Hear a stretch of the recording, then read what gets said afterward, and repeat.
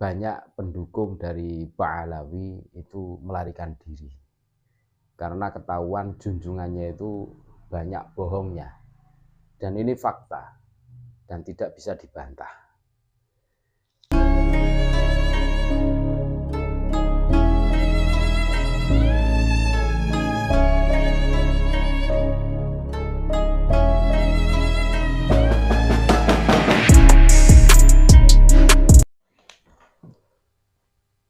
Assalamualaikum warahmatullahi wabarakatuh. Alhamdulillah. Wassalatu wassalamu ala Rasulillah Muhammad ibn Abdillah alladzi la nabiyya ba'dah. Allahumma sholli wa sallim ala sayyidina Muhammad wa ala ali sayyidina Muhammad, amma ba'd. Saudara-saudaraku sebangsa setanah air yang kami cintai, yang kami muliakan, yang kami banggakan dimanapun Anda berada, berjumpa kembali dengan kami channel Bejo Donya Akhirat. Sak bejo-bejane wong kang lali, isih luwih bejo wong kang eling lan waspada. Tetap NKRI harga mati.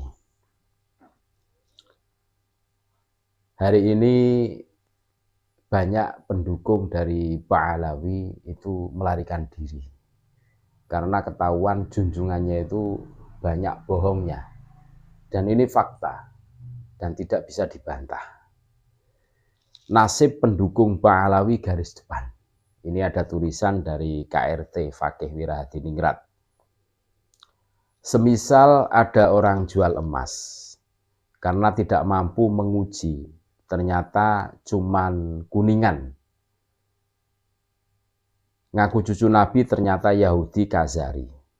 Kita mudah silau dengan cerita dongeng dan sihir-sihir yang tidak mencerdaskan. Mudah ditakut-takuti cerita bualan, pendusta berkedok agamawan. Memang realita yang terjadi kepada kita ini memang seperti ini. Agama harusnya mencerdaskan, bukan membuat umatnya menjadi katak dalam tempurung. Puncak dari agama adalah akal. Imam Ali bin Abi Thalib radhiyallahu an.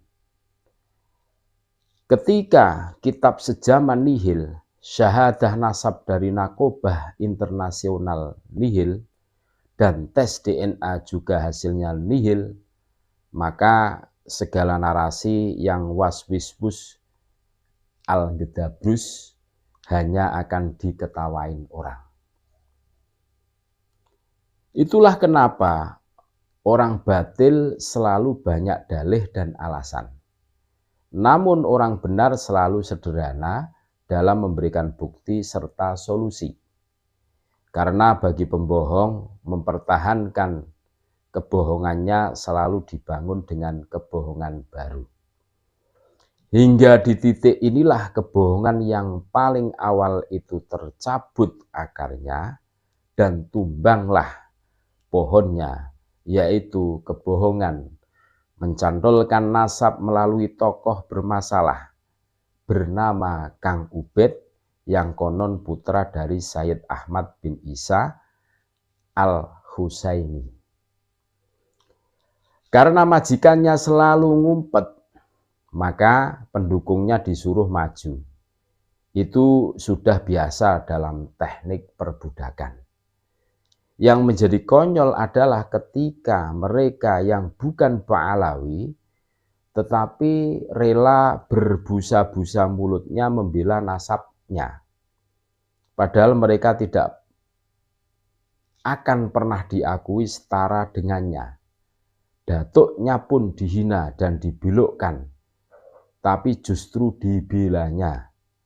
Suatu kecerdasan yang Einstein sendiri bisa garuk-garuk kepala saking jeniusnya. Dan tiba-tiba banyak ronin pun bermunculan. Ronin dalam istilah populer adalah samurai tak bertuan. Samurai sendiri artinya kesatria atau pendekar di zaman klasik Jepang yang mengabdi kepada daimyo atau tuan yang memiliki teritorial tertentu. Ketua dari para daimyo disebut shogun atau pemimpin militer di sebuah kepulauan Jepang. Ronin sendiri terbagi dua. Yang pertama, mereka yang tetap dalam garis kesatria, tidak mau mengabdi kepada siapapun, mencari jalan sejati, membela kaum lemah dan tertindas. Kadangkala terlihat dalam suatu peristiwa besar dan berpihak kepada kebajikan. Itu Ronin yang pertama. Terus Ronin yang kedua, Ronin berikutnya akan mudah memihak kepada siapa yang mampu memberinya imbalan pantas atas kemampuannya. Mereka menjual dirinya dan masa bodoh dengan benar atau salah. Tidak peduli daim yu bejat sekalipun, akan dibelanya yang penting bermanfaat bagi dirinya. Dalam personifikasi di atas bisa dilihat kisah epik antara Miyamoto Musashi dan Sasaki Kojiro. Diceritakan dalam sejarah Kojiro yang arogan dengan pedang panjangnya, remuk dahi dan rusuknya hanya dengan pedang kayu yang dipahat Musashi dari dayung perahunya.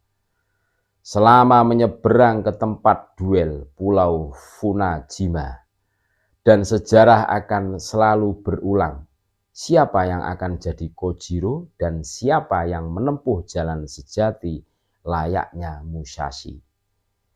Lalu cerminan dalam episode rungkatnya nasab Pahlawi ini, tentu saja Kojiro akan berpihak kepada mereka yang rasis, arogan, pengkapitalisasi nasab, perampok sejarah dan makam, tukang persekusi, dan penipu umat atas nama agama. Silahkan dinilai sendiri. Yang harus dilakukan setelah kerungkatan Pahlawi, what's next setelah Pahlawi dengan segala klaim sesatnya runtuh? Yang pertama, seluruh anak negeri harus mengambil pelajaran bahwa tidak boleh ada segolongan orang yang merasa lebih mulia dari lainnya. Membangun jaringan sosial persaudaraan lintas etnis, suku, dan agama yang anti diskriminasi dan rasis. Kick rasis out of Nusantara.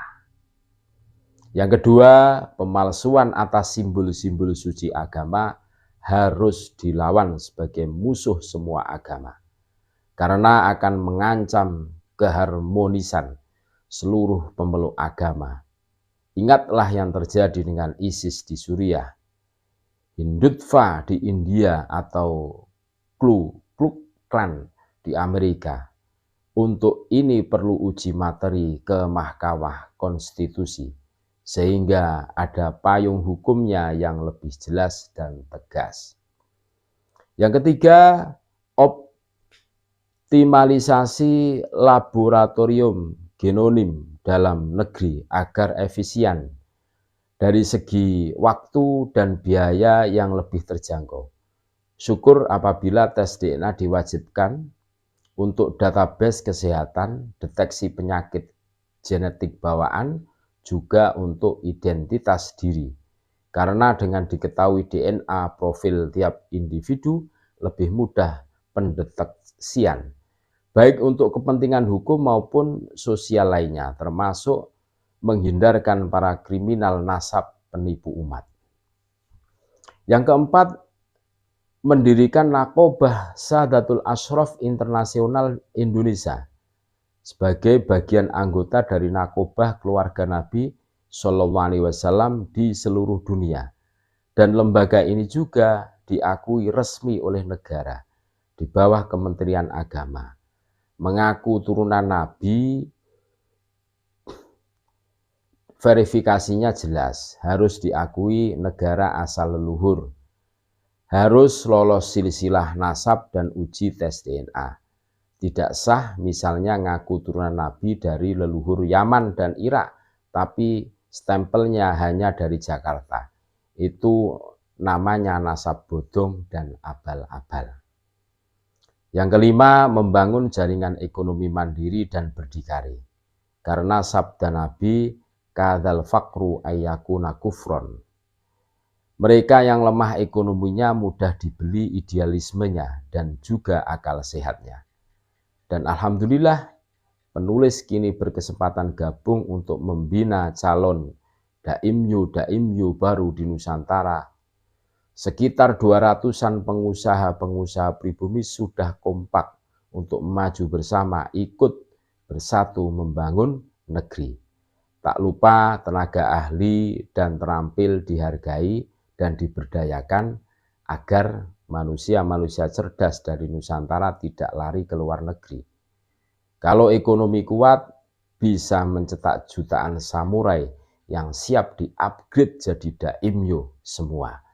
Sehingga ronin-ronin sesat bisa dihapus dari bumi pertiwi. Sekian dan wassalamualaikum warahmatullahi wabarakatuh. Salam sejahtera, Rahayu Nusantaraku. NKRI harga mati.